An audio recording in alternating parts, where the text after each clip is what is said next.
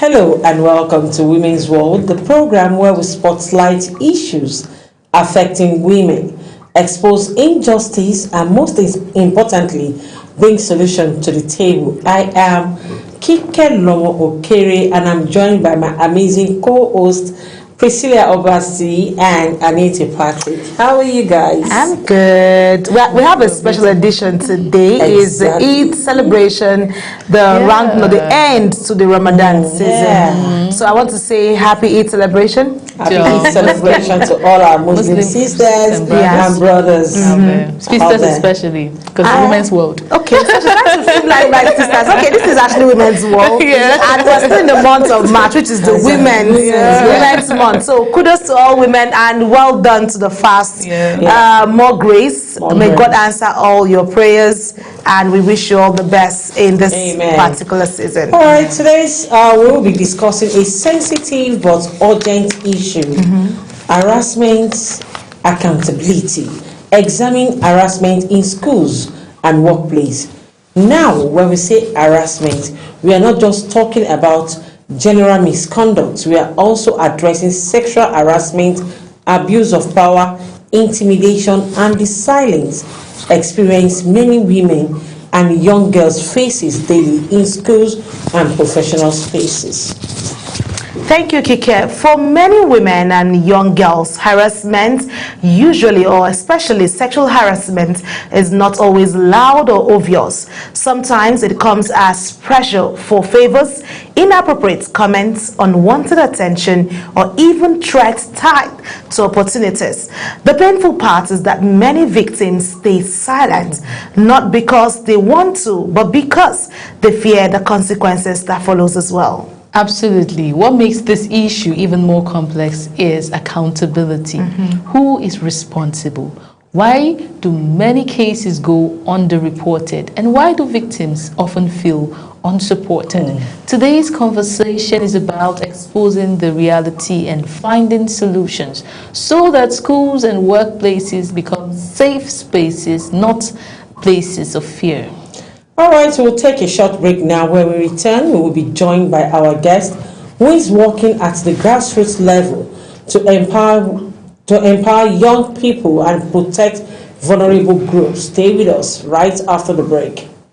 To endure in silence, to face challenges alone, but silence never define us. Women are actually one of the best peace builders you can come across because they will build peace in the home front, they will build with their children, they will build in the community, they will build at their meetings and in their churches.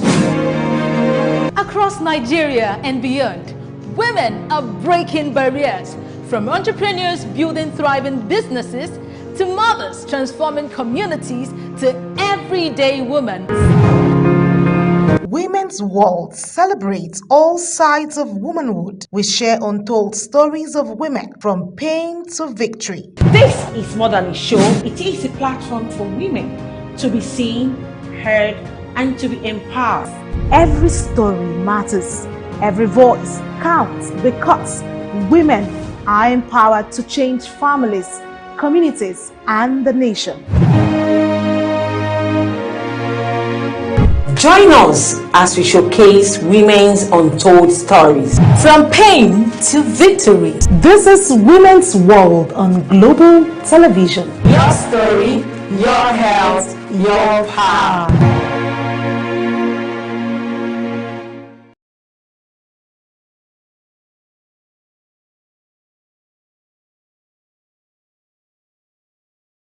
Welcome back to Women's World. Joining us today via Zoom is a passionate advocate for youth and community development. Dr. Tina Orode King is the founder of and CEO of Keja Youth Empowerment Initiative, a youth-led organization dedicated to community and human development.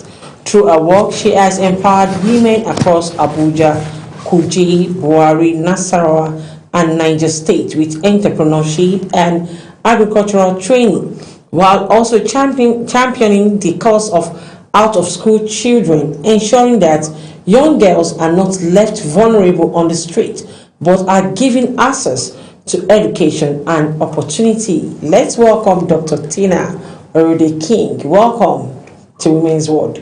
Dr. Tina, can you hear me? Thank you. Thank you. I can hear you. Can you hear me?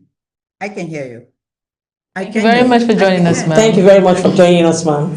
Well, Dr. Tina, it's good to have you on this special edition of the program. Let's quickly jump on this conversation.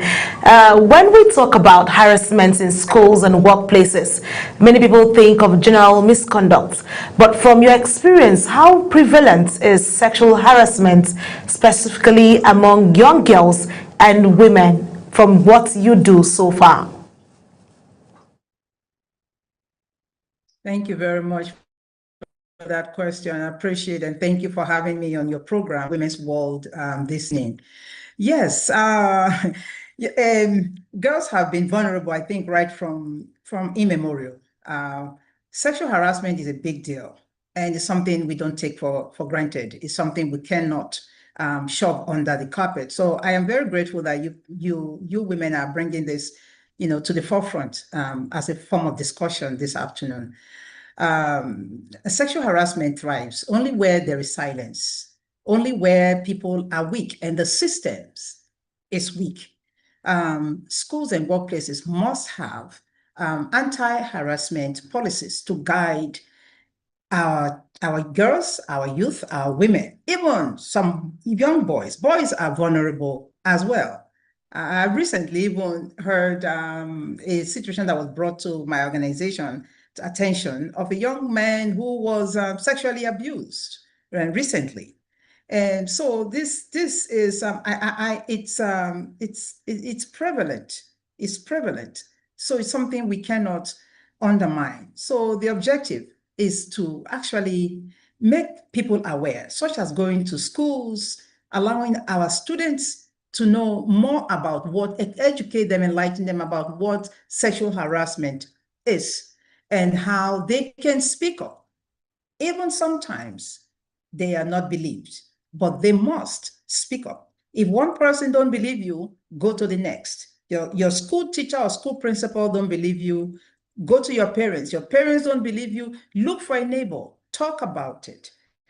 Expose evil. When evil is exposed, it brings about healing as well.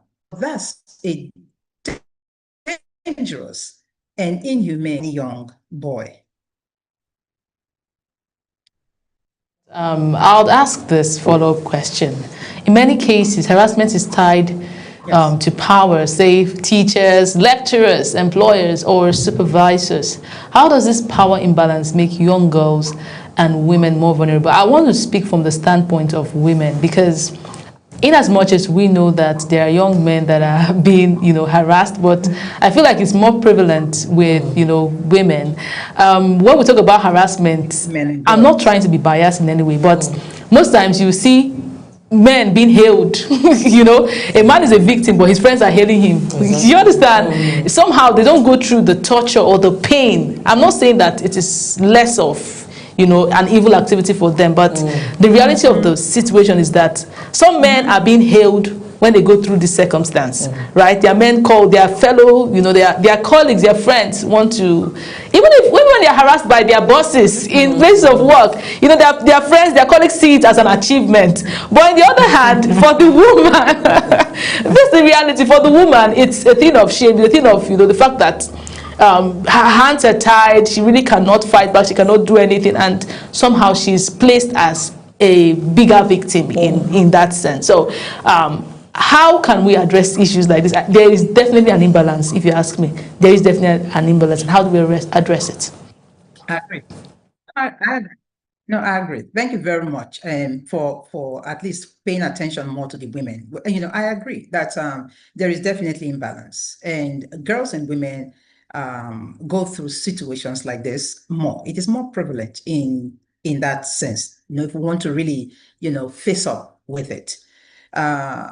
As you have said, women have lived a life of imbalance from a long time. Girls have lived a life of imbalance for a long time. I'm glad that women are even getting their voices, and they're actually speaking up.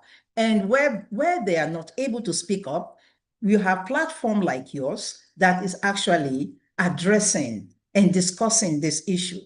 Because the more we also discuss it in the public arena, the better we are exposing this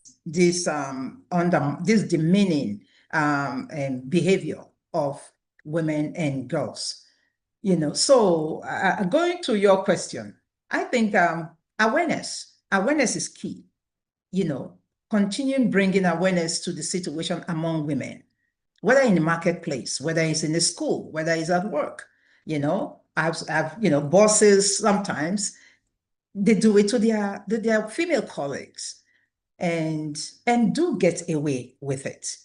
In this institution, tertiary institutions, and the male actually, they do it to the female girls in order to give them higher grades, so it's like, there is corruption here, corruption there, corruption in the education system, and then now want to use our girls and our women for prostitution, in order for them to gain favor from you as a female, as a male counterpart.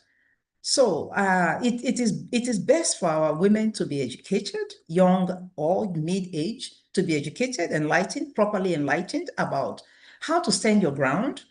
Do not allow a man to exchange sex for grades with you. Do not allow a man to exchange money for sex with you. You are more than that. You are better than that. We understand that at times we always also have to look at the root causes of why some of these girls fall vulnerable to this kind of situations. If they are firm, or they have a strong foundation and have that confidence about themselves and know who they are, they will not permit themselves to fall prey to such a useless attitude coming from their male counterpart. So, I'm very straightforward when it comes to oppression in any form, whether it's sexual, whether it's financial, whether it's job. When it comes to oppressing the female, I am a bold advocate to that effect. So, sexual harassment is one thing I and my organization does not tolerate. We cannot afford to allow our girls to continue to be marginalized, abused, used, and then in most times discarded. And I believe people read the news, you read newspapers, you're on the internet. You've seen where sexually harassed women or girls commit suicide because of the pain and the stigma that comes along with it. So it is important for advocacy to be more effective and efficient. Let's advocate, let's continue to also educate our girls.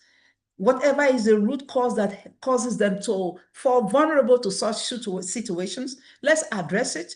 Let's speak to our men and let them know that they have mothers, they have sisters, they have daughters, that when they see a female going through a situation like this, they must speak up, because that could be their mother, that could be their sister, that could be their daughter.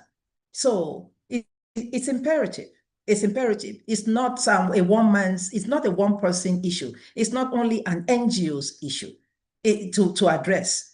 It's a community. It has to be an advocacy from the community, from the grassroots. Tell when you see something, even if you suspect something, say it to somebody and let someone take the initiative to carry out an investigation to confirm if your story aligns. But never be silent because you believe they won't believe me, or I witnessed it, they were doing it to one girl, but they will not believe me if I say something. No. You must say something. Be your sister's keeper, be your brother's keeper at all times. that you talk about education and you talk about women speaking out. Your organization work closely with out-of-school children and vulnerable communities.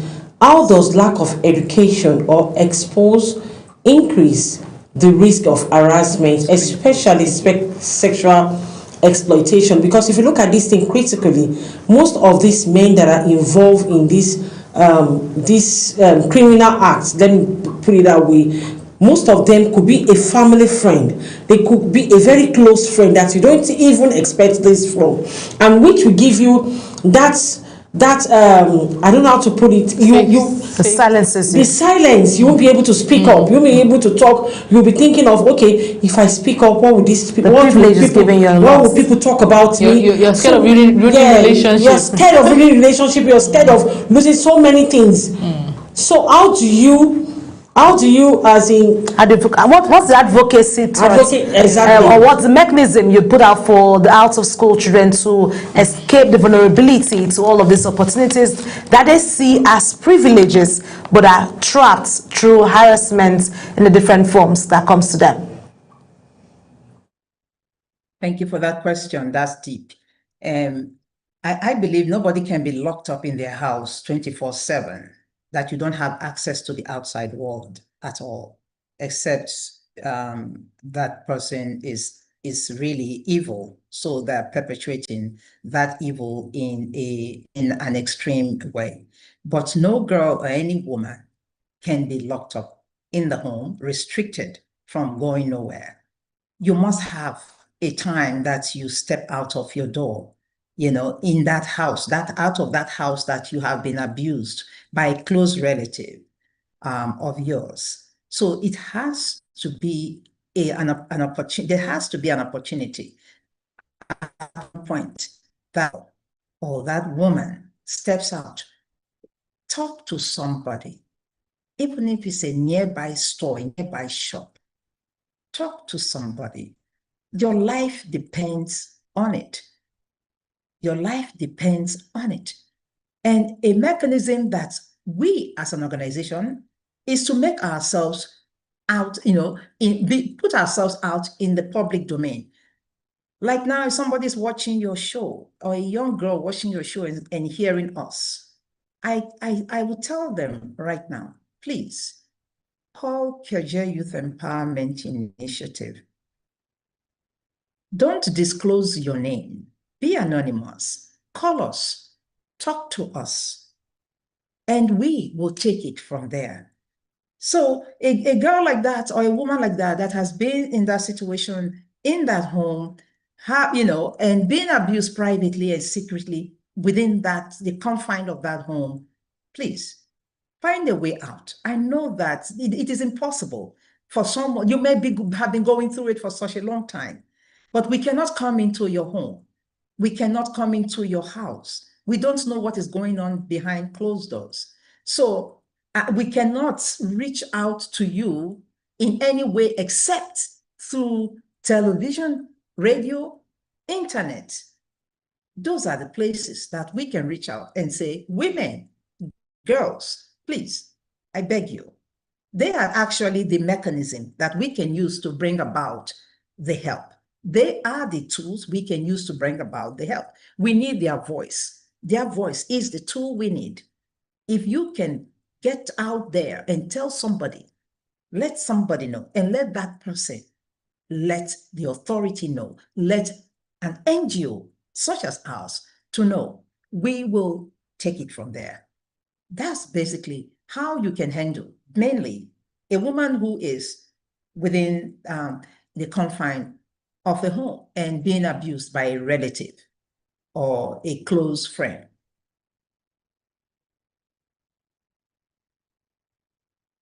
So far, Doc, let's boil it down to harassment around the work environment, because basically that's where we are today, and I want to look at how it shows up in the professional environment, the harassment itself, even at the workplaces, and even in ways that seem normalized, because like we see everyday co-workers, colleagues, both the senior and the junior get to relate friendly in a friendly atmosphere. Before you know it, the professionalism plays down and it becomes more of harassment, and the lady gets victimized, she can speak up. Or the man in question gets victimized, he can't speak up. How does victim blaming affect reporting and getting justice in this process? Because of course it became a familiarity, the friendship, the cordiality in relating turns into something of vulnerability where one is now a victim and the other one victim becomes the upper hand who stands stronger than the other person who is victimized. Thank you. Yes, accountability is key, and accountability has to start with the individual, the female counterpart. You know, you have to set a boundary. You have to set a boundary. You may be my colleague, my friend, you know, we talk and chat a lot at work, you know, but there has to be a boundaries that we set, that there are certain limits of touch that you cannot cross, you know. Guys, they have a tendency of doing that, you know. One day they will, I like your hair, they will touch it, you know. I like this dress, they will, you know, fling it. You know, one thing or the other, you know, it keeps getting, and then you will be thinking that, oh, it's a compliment. You know, you should know when compliment, you know, should stop, or what, you know, the limit of a compliment. Compliment is good. It boosts our morals. However, you know, there's got to be some boundaries, some limits set to that. So if your colleague is going somewhere else, you should have enough wisdom, enough sense, or discernment to know that you have crossed the line. Don't touch me like that. I don't like it. You know, we are friends. You know, you're my body. I like you know, I like you. We are friends. But please don't touch me like this. You know, say it in a very nice and cordial way. You know, if it happens again, if he doesn't apologize, because if it's something that he did and with, you know, without the wrong intentions, he will apologize. I'm sorry that I did that. I'm sorry. Or sometimes he may even just be doing it to see how much you enjoy it. And then it keeps increasing. So if you do not enjoy it, you have to make it known. I don't like this. Please stop. You know, and then talk to another girlfriend, yeah, about it. I don't like the way this male colleague keep touching me. You know, you get home, talk to your family member. And I told him not to do it. He keeps repeating it. I don't like it. And it could be your even bigger boss, even maybe the owner of the company. I know your income is good. You know, it is helping your financial obligations. However, your mental health comes first, because you cannot work comfortably under that kind of situation where you are being molested sexually. It's not healthy for anybody. If you don't like it, you don't welcome it, they'll back off. And if you tell that your boss or the overhead boss, I don't like this, you know, please, sir, don't do it to me, please, sir. You know, if he doesn't listen, take it up. Your voice is your power. Don't let nobody take that from you. The voice is your power. As I'm talking, I believe I'm talking to a girl or a woman out there. That's why I use the verb your, you, and your, you know. So it's up to the, you know, that girl, that woman, to speak up and use her voice. No matter if it's going to cause you to lose your job, so be it. You'll get another one. But at least you are very sane. You're not allowing somebody victim and not use their senses or their heads in articulating and drawing the lines and setting boundaries to all of this. This is one thing that has kept a lot of women at the standpoint, because they feel I need to bring something to the table for my family to also have to show my value addition to the family, be it a girl child, be it a boy child, so just wants to make ends meet.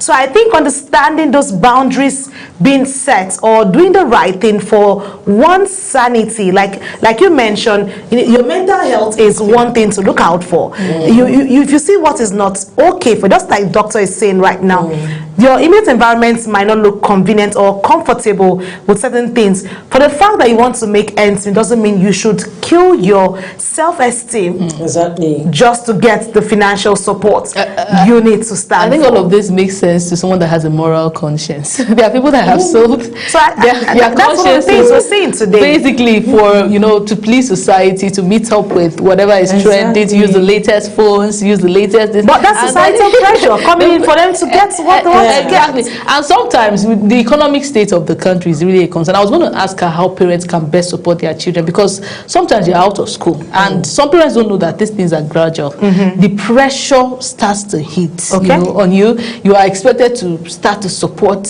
just after finishing. So the parents that don't understand transition, you're done with NYSC, they should know that you should That phase there's a is phase, gone. and a phase for job hunting, and the support that they should give you should help you. But a situation where you don't have the support from home, they don't even understand. Sometimes they don't want to put this pressure, but they don't understand the reality of what you're going through. They start to mount pressure on you. I remember when I can't relate to such, but I had finished I had finished my NYSC then, and I was looking for a job. I went to this guy, and the first thing he said to me is, "Come to my house." I was already working. I was already there. I mean, maybe freelancing. And then I said, "Please, I need a job." And he's saying, "Come to my house." And the other colleagues are saying, his friend is saying, "You have to do this." So you understand, the pressure was so. But I had to look beyond all of that and say, "I'm not interested." I mean, it took a lot of courage. It took me saying, "Okay, I'll go and start out. I don't mind not having this job. I'll go and look somewhere else." But can everyone do that? I mean, if I had parents that were mounting pressure, how far? When I send you your own contribution, I'll send you to school. When will you bring your own? Do you understand? So that's All those things can be a reality for some people out there in society, especially for ladies, again I say, because most times they are the victims. So how can parents best support their children, their daughters especially, through this whole phase of job seeking, trying to gain financial independence and all of that? Thank you very much for that question. And women support women. So it applies to the mother of the home, to her young daughter.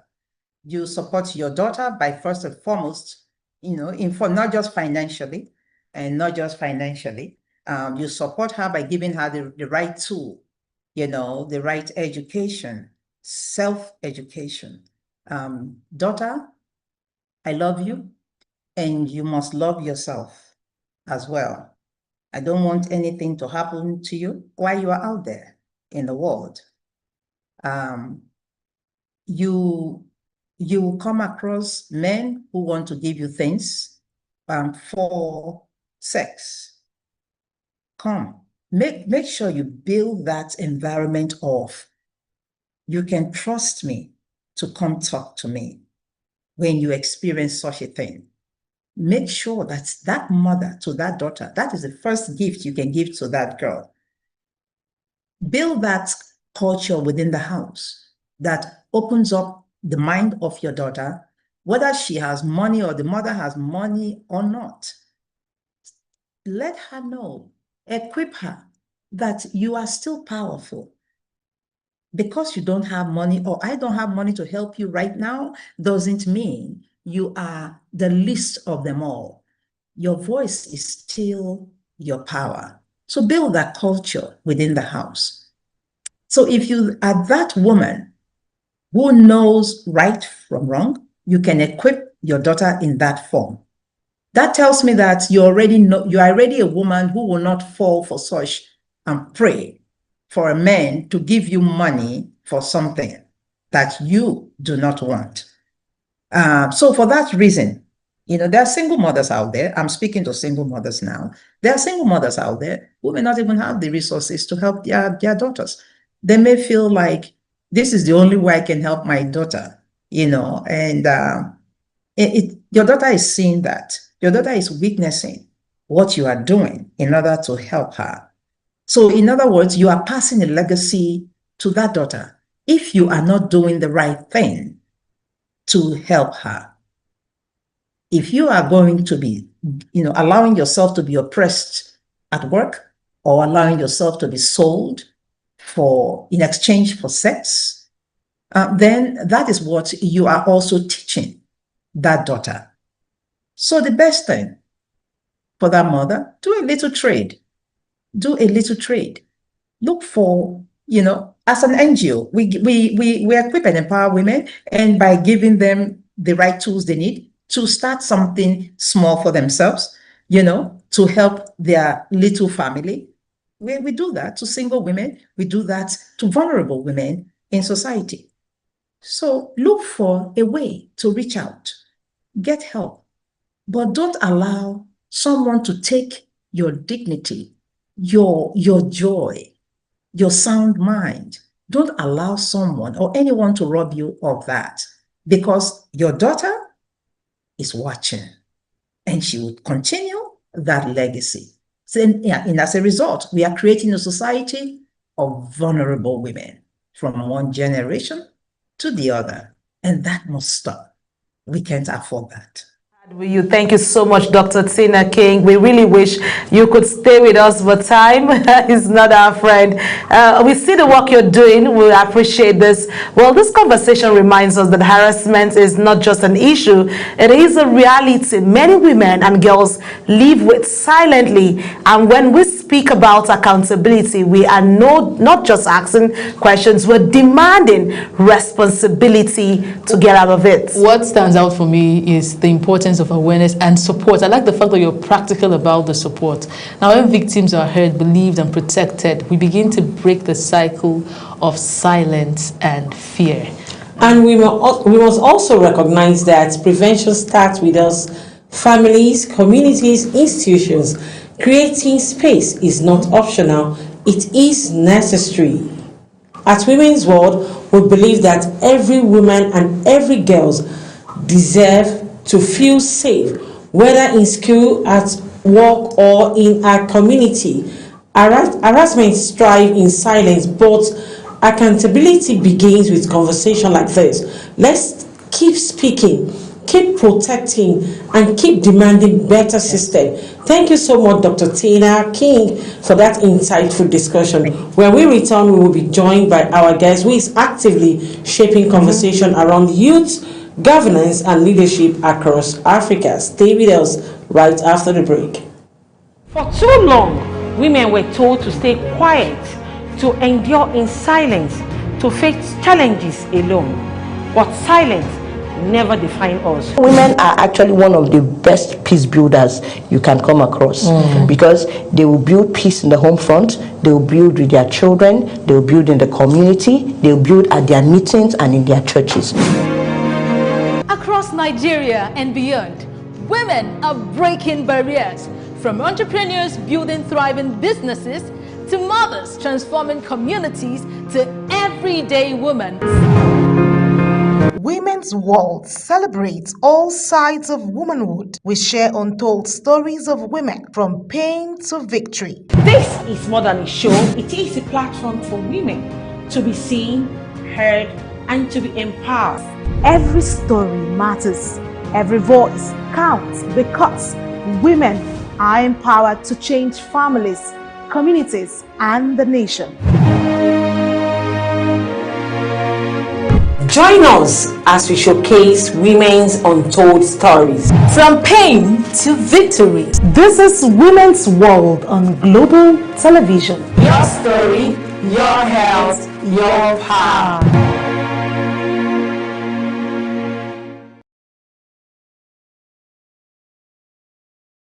For too long, women were told to stay quiet, to endure in silence, to face challenges alone. But silence never defined us. Women are actually one of the best peace builders you can come across, because they will build peace in the home front, they will build with their children, they will build in the community, they will build at their meetings and in their churches. Across Nigeria and beyond, women are breaking barriers, from entrepreneurs building thriving businesses to mothers transforming communities to everyday women. Women's World celebrates all sides of womanhood. We share untold stories of women from pain to victory. This is more than a show, it is a platform for women to be seen, heard, and to be empowered. Every story matters. Every voice counts because women are empowered to change families, communities, and the nation.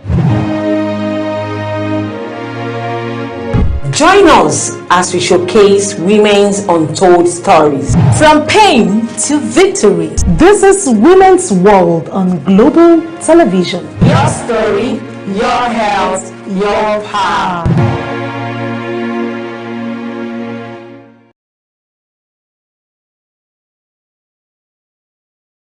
Welcome back to Women's World on Global Television, the program where we spotlight the realities of women, challenges, societal norms, and provide meaningful solutions. Our second conversation speaks directly to live reality of many women navigating dual expectation, the tightrope women walk amid traditional change.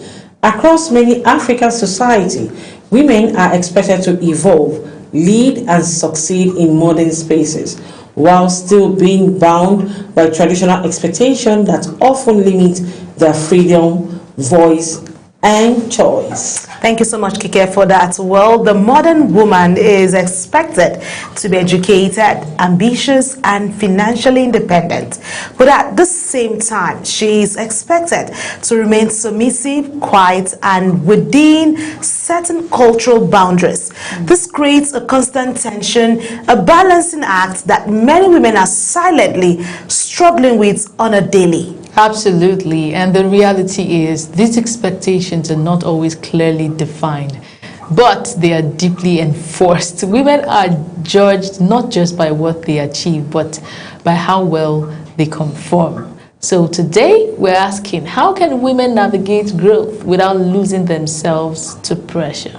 Well, our guest today is a woman at the forefront of youth engagement, governance, and leadership conversation in person of Gloria Okwega. She's actually the founder and executive director of the African League and initiator of Nigerian Civic House, the first civic reality TV show focused on national governance simulation. Through her performance, she engages millions of politically active youths across Nigeria and Africa, bridging the gap between leadership and younger generation. She works with the government leaders across West Africa, translating policy into public trust, and is bilingual in English and French. Well, Gloria Okwega, welcome to Women's World. She's joining us right now.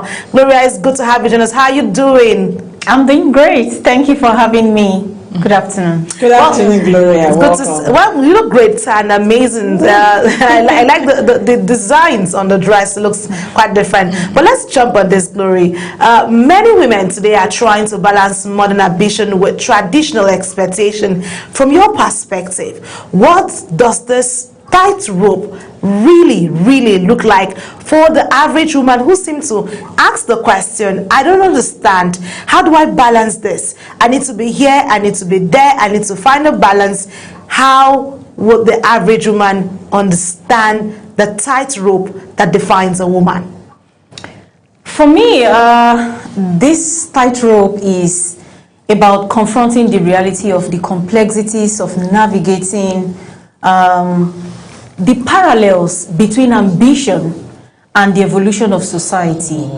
In this context, we have the reality of the modern woman, or the woman in a modern age, who has more access to resources for communication, is sometimes aware of the potentials that she's got, and is able to actually develop her skills through opportunities like education and all of that, and bring those things to bear into society in competitive environments where women and men actually are.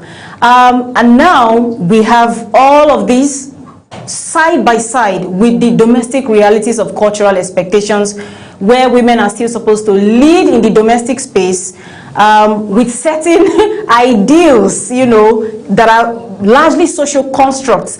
I look at this from the perspective of role conflict that it throws up for the woman. Role conflict in terms of authority, the boss in the workspace and the boss at home, where the man is seen to be the head automatically.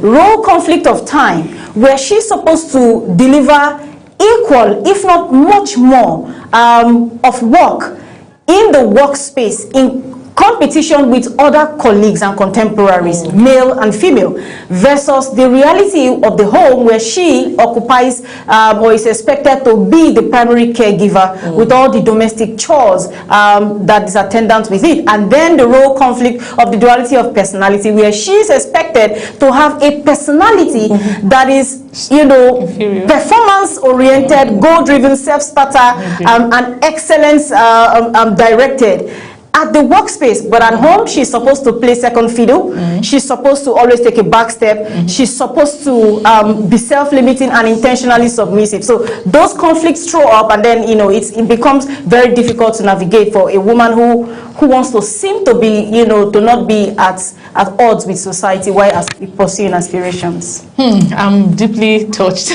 by everything you've said. I mean, you've just hit the nail on the head.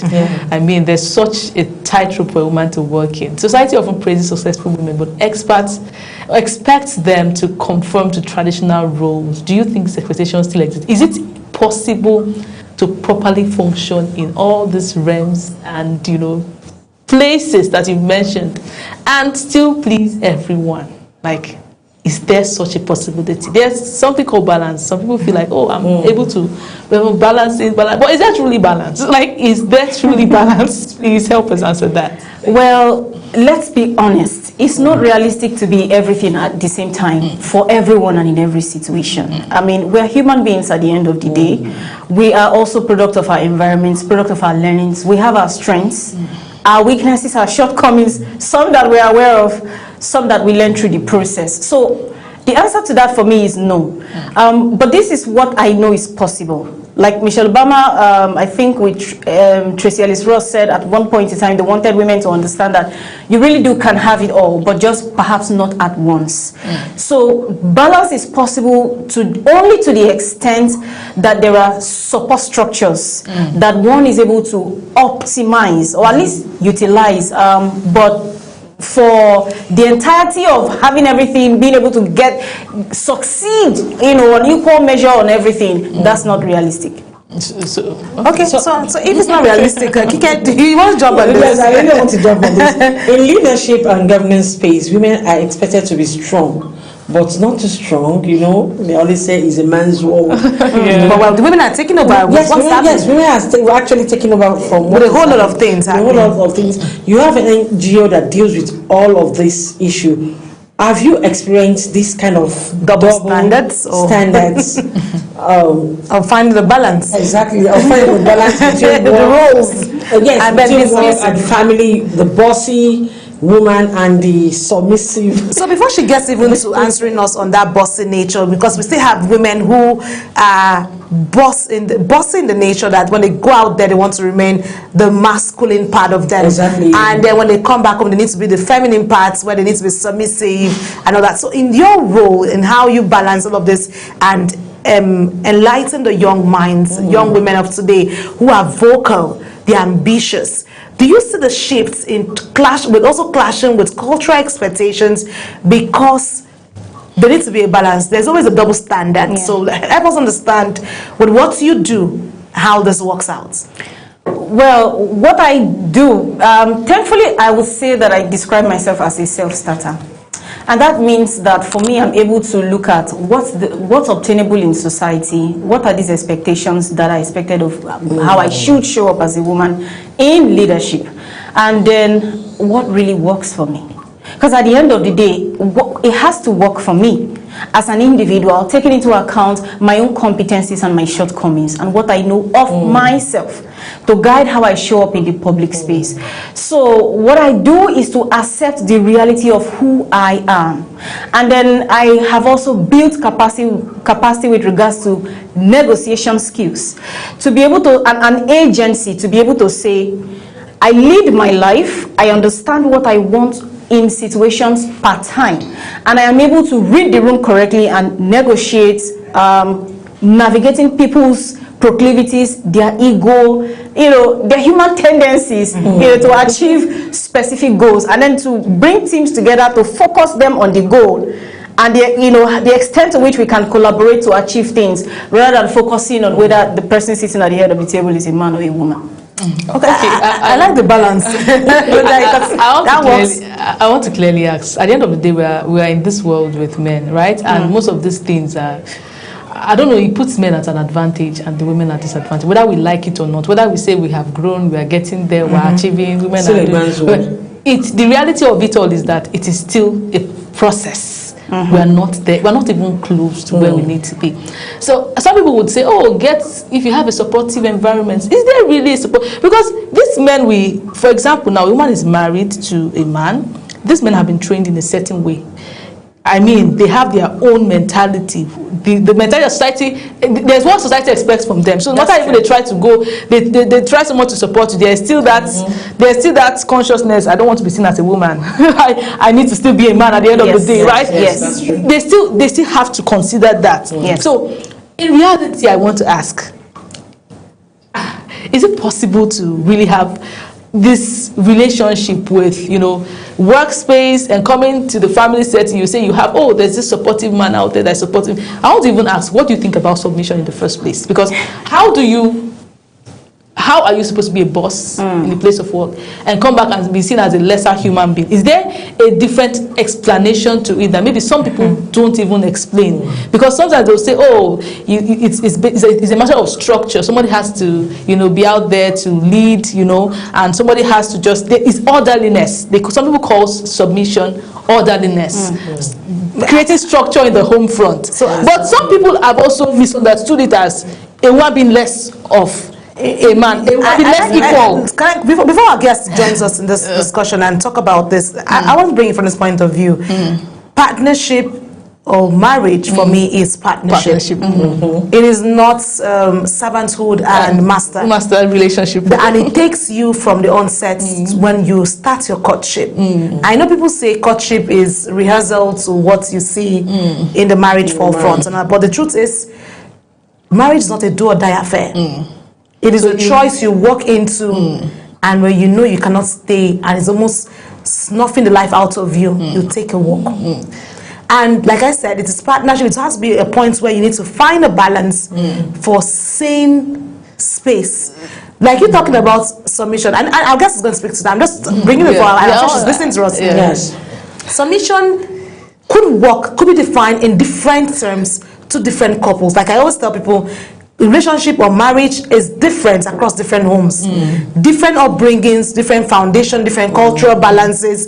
For the woman who has an intentional man who understands that my wife's success does not intimidate me, my husband's success does not intimidate me, we have an understanding to build an empire, a home, a home front for our children to emulate for tomorrow. So all of these things I think they navigate, but we're looking at the strength of the woman who has that intentional man to support her step. But I would like our guests to also speak to this issue, because I'm just speaking from my own point of view, and I'm trying to see how this pans out and how society. I like what you have said. Like I said, different folks, different things for different folks, and all that. I mean, that's how it should be. Yes. That is the way it should be programmed. It should be like that. But the truth of the matter is that you can't walk into marriage and having someone that understands you. And sometimes this man is being faced with society that says, "Come, you are doing too much." Right. That's when he listens. There's this couple that is trending right now. Bam Bam and her husband. And a lot of people said, "And somebody was supportive. The mistake he ever did was to allow this woman, chase her dream." Sometimes the man is before we get to that, let's quickly take this break. And when we come back, we'll bring you the notes and the response of our guests to all of these issues happening. Please stay with us. For too long, women were told to stay quiet, to endure in silence, to face challenges alone. But silence never defined us. Women are actually one of the best peace builders you can come across, because they will build peace in the home front, they will build with their children, they will build in the community, they will build at their meetings and in their churches. Across Nigeria and beyond, women are breaking barriers. From entrepreneurs building thriving businesses, to mothers transforming communities, to everyday women. Women's World celebrates all sides of womanhood. We share untold stories of women from pain to victory. This is more than a show, it is a platform for women to be seen, heard, and to be empowered. Every story matters. Every voice counts because women are empowered to change families, communities, and the nation.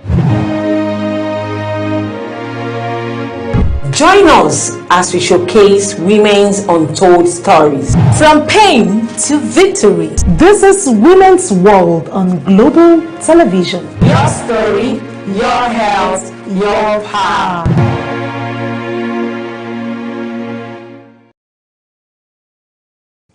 It's good to have you back, Kike.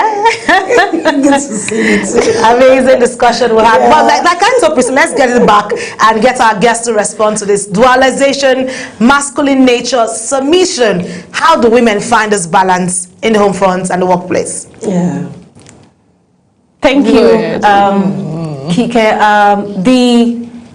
I would like to take this off from getting the public to understand that our society, especially the workplace as constructed, was not designed for the woman to play an active role and then a visible one in leadership. Okay, so that's something that's important for us to understand. And why so? Because again, as a result of social constructs, there's now overlapping realities of human socialization. And when we interrogate the socialization of individuals, we find that within gender constructs, men and women suffer. Okay, men suffer because they're told, for instance, not to cry, to hold back their pains. It's unmasculine to do that, to seek empathy, to seek understanding, or to even explain that, to admit to ignorance sometimes when they can simply say, I don't know. They have to always impose themselves on situations. And then for the woman, there is the socialization ab initio of her development, that you're not meant to be in the front. Don't you know, why are you talking in public? Don't you know that's only what men do, or those kind of dreams are for men? So you see, that shapes how people evolve in society. And now we find ourselves in modern realities that people are not prepared for. A woman is actively playing a role in society, solving problems and earning income, and actively contributing to household economy. Right. And in fact, data shows that many low-income households are financially provided for by women. Okay, this means the woman goes out there and does what we typically know that the man is supposed to do, and has to still come home and manage this idea of submission. And now we come to this idea of submission. Understanding it is about mutuality in building partnership and the capacity of the woman to have an agency to advocate for herself within the relationship, to say, honey, sweetheart, boo-boo, baby, whatever you call him, this is what works for me. Does it agree with you? And to be able to walk away from situations where such mutuality and agreement cannot be reached, because it is that intention to force things to work according to how society has said you should be. You have to be married by a certain age. You have to produce children like your mother has produced you. You have to live your life for children the way your mother did. We want to be able to do it differently. Okay, and then we are in a society that actually demands, in reality, that we have to show up differently. So we should build the capacity to identify partners who are able to collaborate. And also, we should accept the reality that not many men are socialized and prepared for this reality. So that means that women who are married will become much more in society. But we should also be able to accept that reality and say that I am enough within me. Amazing discussion. Thank you so much for bringing us up on this, for women to understand their role and how they can navigate through life despite the dualization expectation that the society expects. Women have a long, I always call it a long tightrope, but it's a not long rope, but you need to find a balance in the long run. Because I tell women, make yourself happy, for love yourself first. Trust me, when you love yourself, it's easy to give out the same love to everyone around you, and then you find the balance. But today's discussion highlights a reality where many women live with their daily lives, the pressure to be everything yet never fully enough. Balancing tradition and ambition is not easy at all, trust me. But for many women, it feels like walking a tightrope with no room for error at all. What stands out for me, I think a lot has been said, but what stands out for me is the importance of self-definition. Until women begin to define success for themselves, society will continue to define it for them, and often unfairly. So as a woman, you can dream, you can do everything you want to do, please. And the truth is, change doesn't happen overnight, but every time a woman chooses her voice, her growth, and her truth, she creates space for others to do same. At Women's World, we believe that women should have to choose between tradition and growth. They deserve both respect and freedom. The journey may not be easy, but it is very necessary. Thank you very much, Glory Ikwenga. And to you watching us, thank you for staying with us. I am Kike Lomo Okeri, alongside my co-host Priscilla Obasi and Aniete Patrick. Apparently Kike wants to change the name. I am Aniete Patrick. I am Priscilla Obasi. Thank you so much. Enjoy the rest of your day. Bye. Bye.